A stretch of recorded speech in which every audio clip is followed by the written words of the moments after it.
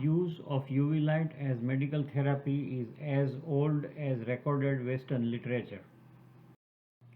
Even 400 years before Jesus Christ, basking UV light from sunlight was known. In those days, it was known as heliotherapy. From helios meaning the sun, it was described and prescribed by Hippocrates and later by Philostratus. From ancient Egyptians to modern day Russians and Germans, UV therapy is so well known. In 1890, about 130 years ago, Dr. Niels Finsen discovered that UV light is lethal to all microbes, all fungi, bacteria and viruses. Mycobacterium tuberculosis, one of the toughest bacteria to be killed, gets killed in UV light in a few minutes. Clostridium welchii and Clostridium difficalis, which are spore-forming bacteria, which are some of the most tough bacteria, would also die in fraction of minutes. He invented carbon arc lamp to create synthetic UV light and also a focusing lens system for the same. This is a case of lupus vulgaris, which is skin tuberculosis of the face, which was treated by Finsen lamp, and you can see the good result. In those days there was no medicine available. This was the only treatment. This is how chest TB was treated by Finsen UV ray lamp. Please notice that the patient's eyes are to be closed or to be kept covered.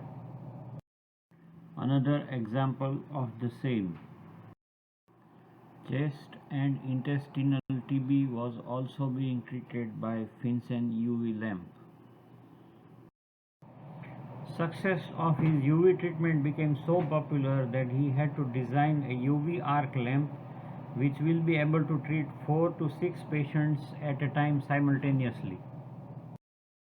Many princes, princesses, kings and queens were treated by Finsen lamp for tuberculosis and influenza. This is one UV therapy room with 2 Finsen lamps which can at a time treat 8 patients. This is the later version of the multi-therapy UV Finsen lamp. Finsen lamp became so popular and so helpful in so many children tuberculosis and children influenza cases that it came to be known as artificial sun for children's viral diseases. These few slides are examples of artificial sun therapy for children. You can read more about this on the link given above.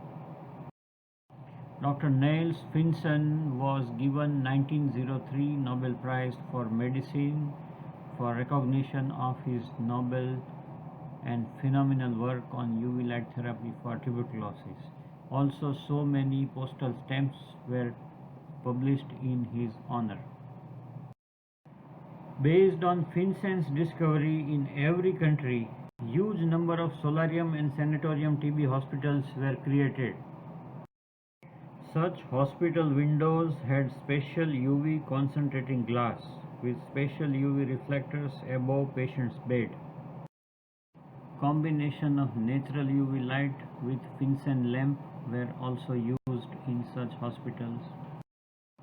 To take maximum advantage of sunlight in short days of long winter months in cold countries, hundreds of these type of rotating solariums were built.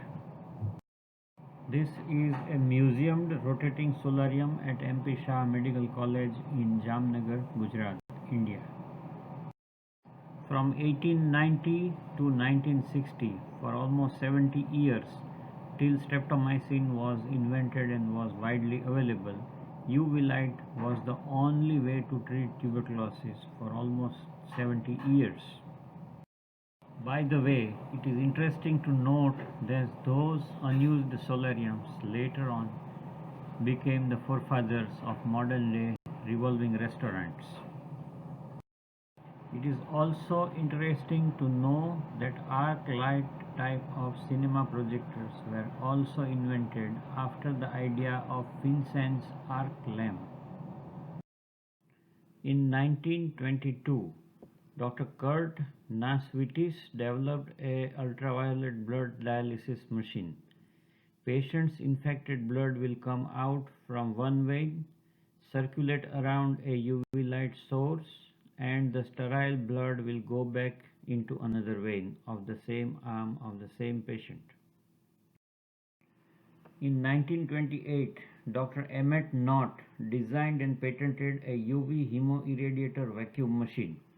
With these machines, more than 1 million patients of septicemia were treated with 98% cure rate.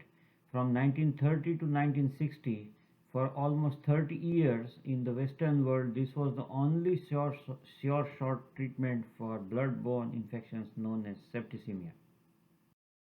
After Alexander Fleming's discovery of penicillin, era of antibiotics started after 1945. It is no secret that there is lot more money in antibiotics for everyone concerned. Pharma giants, hospitals, pharmacies, insurance companies, medicos, and politicians. So, by the cancer cacophony induced by antibiotic pharma giants, insurance companies stopped reimbursing expenses of UV treatment. So by 1980, gradually ultraviolet therapy became sidelined and took backseat in America. UV therapy is still in use in some or the other forms, but most medicos do not know much about it because in medical colleges and textbooks there is no teaching about it. For those who want to know in depth about ultraviolet light therapy, I highly recommend to listen about 2 detailed didactic long lectures of Dr. James C. Roberts, who is a well-known cardiologist based in Toledo City of Ohio State of USA. We also suggest you please listen to Tom Lowy's lecture on UV light therapy, as well as please visit his website. It will give you a lot of in-depth insight about UV therapy. These are some of the modern day research papers about UV therapy against various viruses. It is worth spending some time to read this paper in detail. This is the latest paper which was published on 29th May 2020, proving that UV light reduces SARS-CoV-2 pathogens in plasma and whole blood to an undetectable level. Please read this paper also in depth and in detail. This study was conducted at Colorado State University in USA. By now we all know very well how to be defensive and protective against the coronavirus. But so far in the COVID, we have only been into a defensive mode. But if we wish to play offensive and kill this virus even if it has entered into human body, we know the perfect weapon for this. It is the lightsaber, which is our savior. Yes, the UV lightsaber. Under our guidance, more than 2,700 patients fought against corona with UV light and all came out successfully.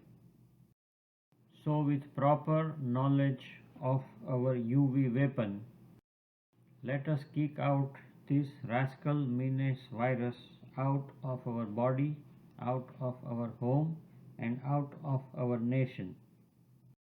Please watch our next video, Crusade Against Corona Part 4. Thank you very much for your attention.